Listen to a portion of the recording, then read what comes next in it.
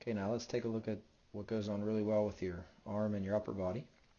So what you see here is you got a good, how you start is great. You got a great angle here. You can see how high everything is away. Everything's pushed away from you. Everything looks good. And then what happens is the racket drops down as you load, and right about here is what you look like right before you swing forward, which is exactly what you want to look like. If you look particularly here at your upper arm, what you've done is you have your palm is facing towards the ground.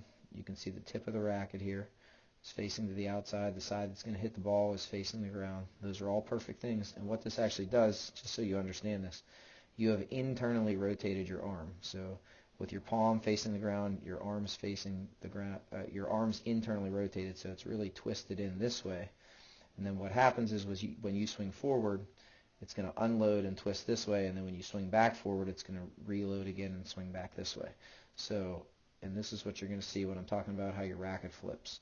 So you can see as your hips start to turn, see how your racket's starting to flip.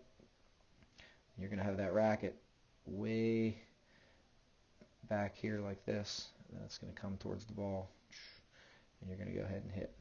But the biggest, oops, what you're looking for here is you're trying to get that racket to flip, and you can see that the tip of the racket, if I make a little mark, the tip of the racket's going to go from there all the way back to here, and then it's going to flip all the way back around to make contact with the ball, and you're traveling the tip of the racket a lot of distance in a short amount of time, which tells you how fast you're accelerating it.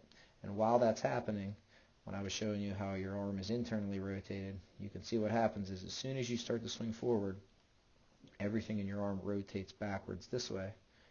See how everything lays back? And then when you make contact with the ball, your arm's rotating back, internally rotating.